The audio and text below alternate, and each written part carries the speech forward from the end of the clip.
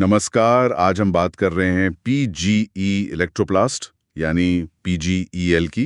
Company ने हाल ही में अपने Q4 FY25 के नतीजे जारी किए हैं। हाँ, और नतीजे मतलब आंकड़ों के हिसाब से देखें तो काफी काफी दमदार लग रहे हैं। बिल्कुल, लेकिन दिलचस्प बात यह है कि इतने अच्छे नतीजों के बावजूद शेयर बाजार में स्टॉक का भाव नीचे जा रहा है। सही। तो आज हम इसी विरोधाभास को समझने की कोशिश करेंगे कि आखिर ऐसा क्यों हो रहा है। हाँ, हमारे पास जो जानकारी है वो कंपनी के प्रदर्शन और बाजार की प्रतिक्रिया दोनों पर ही रोशनी डालती है। तो पहले जरा नतीजों पर एक सरसरी नजर डालते हैं। ठीक है। Q4 में रेवेन्यू करीब 1910 करोड़ रुपए रहा। ये पिछले साल की इसी तिमाही से, आप मानेंगे नहीं, 77% ज्यादा है। 77%? ये तो बहुत बड़ा जंप है ना? और नेट प्रॉफिट वो भी लगभग 2 गुना हो गया, 140 करोड़ रुपए के पार। वाह। EBITDA मार्जिन भी सुधरा है, 10.1% तक पहुंच गया है। और तो और बोर्ड ने शेयर होल्डर्स के लिए 0.25 रुपीस प्रति शेयर का फाइनल डिविडेंड भी रेकमेंड किया है। तो मतलब हर लिहाज से नतीजे तो काफी मजबूत दिख रहे हैं, इसमें कोई शक नहीं। बिल्कुल, लेकिन अब जरा शेयर की चाल देखिए। मई की शुरुआत में ये लगभग 750 रुपए के आसपास था। हाँ। नतीजों के आसपास 12 मई को इसने 881 रुपए का रिकॉर्ड हाई भी बनाया। अच्छा। पर फिर 22 मई तक आते आते ये करीब 14% गिरकर वापस 758 रुपए पर आ गया। और सबसे अजीब बात, जिस दिन नतीजे आए 22 मई को, उसी दिन शेयर 4% से ज्यादा टूट गया। ये तो वाकई सोचने वाली बात है। मतलब इतने शानदार नतीजे और शेयर नीचे। हाँ, तो यही सवाल है, ऐसा क्यों? देखिए, यहीं पर बाजार की जो अपनी डायनामिक्स है वो सामने आती हैं।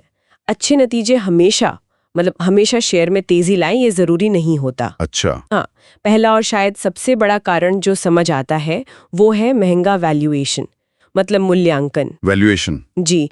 Q4 से पहले जो तेजी आई थी उसके बाद कंपनी का फॉरवर्ड PE यानी भविष्य की कमाई के अनुमान पर आधारित वैल्यूएशन वो करीब 70 गुना तक पहुंच गया था। 70 गुना?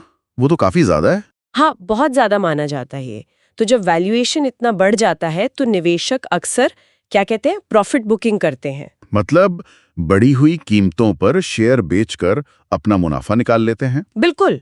तो एक कारण ये हो सकता है। ठीक है, तो क्या सिर्फ वैल्यूएशन ही वजह है या कुछ और भी चल रहा है? नहीं, सिर्फ वैल्यूएशन नहीं, एक और अहम बात है, वो है Q4 के मुनाफे में शामिल करीब 50 करोड़ की one of gain. One of gain मतलब ऐसी कमाई जो कंपनी के रोजमर्रा के बिजनेस, उसके कोर ऑपरेशन से नहीं आई है और जिसके दोबारा होने की उम्मीद कम होती है। अच्छा, तो ये स्थायी कमाई नहीं है। सही।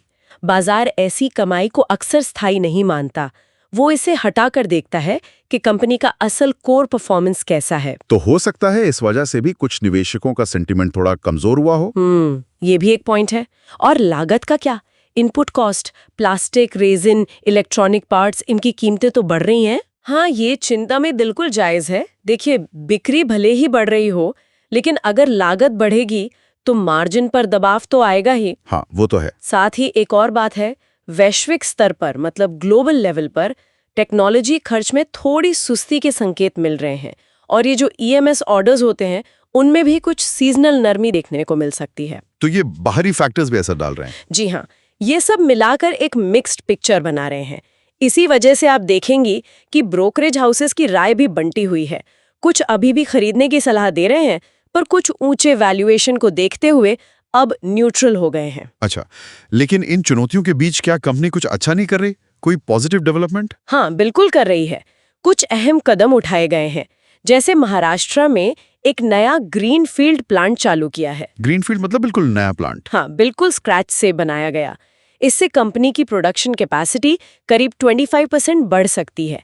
ये एक बड़ा कदम है। और यूरोप और अमेरिका के क्लाइंट से नए एक्सपोर्ट ऑर्डर भी मिले हैं। मैनेजमेंट को उम्मीद है कि अगले वित्त वर्ष FY26 में रेवेन्यू में एक्सपोर्ट का हिस्सा बढ़ेगा।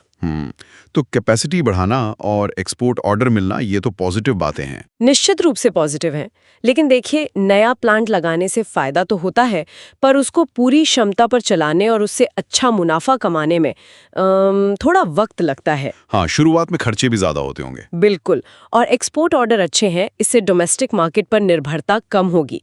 लेकिन अभी जो तात्कालिक चिंताएं हैं, जैसे मार्जिन प्रेशर, वो शायद अभी बाजार पर ज्यादा हावी हैं। मैनेजमेंट ने भी अगली तिमाही Q1 FY26 के लिए रेवेन्यू ग्रोथ तो 15-20% बताई है, पर मार्जिन को लेकर वो भी थोड़े सतर्क हैं। तो आगे क्या देखना चाहिए? मतलब अगर कोई इस कंपनी को ट्रैक कर रहा है तो किन चीजों पर नजर रखनी चाहिए? देखिए, कुछ मुख्य बातें हैं जिन पर ध्यान देना होगा। पहला, Q1 FY26 के नतीजे कैसे आते हैं, खासकर वो वन ऑफ गेन हटाने के बाद कोर ऑपरेटिंग प्रॉफिट और मार्जिन का ट्रेंड क्या रहता है। ठीक है। दूसरा, जो नया प्लांट है उसका कैपेसिटी यूटिलाइजेशन कितना रहता है। अगर वो 80% से ऊपर जाता है तो मार्जिन में सुधार दिख सकता है। और लागत? हाँ, तीसरा पॉइंट वही है, इनपुट कॉस्ट का ट्रेंड क्या रहता है, रेजिन, कंपोनेंट्स की कीमतें, और कंपनी बढ़ी हुई लागत का कितना बोझ ग्राहकों पर डाल पाती है। चौथा, एक्सपोर्ट ऑर्डर बुक कितनी मजबूत होती है, नए क्लाइंट्स जुड़ते हैं या नहीं। और आखिर में वैल्यूएशन, ये जो फॉरवर्ड पीए 70 पर पहुंच गया था वो नीचे आता है या वहीं टिका रहता है। मतलब ये सारे फैक्टर मिलकर तय करेंगे कि बाजार का मूड बदलता है या नहीं। बिल्कुल, यही पहलू तय करेंगे। तो अगर हम इसे समेटें तो पीजीएल के नतीजे तो मजबूत थे, इसमें कोई दो राय नहीं, लेकिन बाजार शायद ऊंचे वैल्यूएशन, वन ऑफ गेन के एडजस्टमेंट, लागत के दबाव और कुछ ग्लोबल संकेतों को लेकर ज्यादा चिंतित है। सही कहा आपने, और इसी वजह से प्रॉफिट बुकिंग देखने को मिली। निवेशक अब देखना चाहेंगे कि कंपनी इन चुनौतियों से कैसे निपटती है और जो विस्तार योजनाएं हैं उनका फायदा कितनी जल्दी उठा पाती है। मैनेजमेंट की कमेंट्री और अगली तिमाही के आंकड़े काफी अहम होंगे। जी बिल्कुल। तो हमने देखा कि कैसे एक कंपनी का अच्छा प्रदर्शन भी शेयर बाजार की अपनी अलग चिंताओं और उम्मीदों के चलते कीमत पर असर डाल सकता है। पीजीएल विस्तार कर रही है, निर्यात बढ़ा रही है, पर फिलहाल बाजार शायद शॉर्ट टर्म जोखिमों पर ज्यादा फोकस कर रहा है। हाँ, और ये स्थिति एक दिलचस्प सवाल भी खड़ा करती है। क्या बाजार अक्सर कंपनियों की जो लॉन्ग टर्म संभावनाएं होती हैं उनको नजरअंदाज करके शॉर्ट टर्म फैक्टर्स जैसे तिमाही नतीजे या वैल्यूएशन, इन पर कुछ ज्यादा ही रिएक्ट करता है?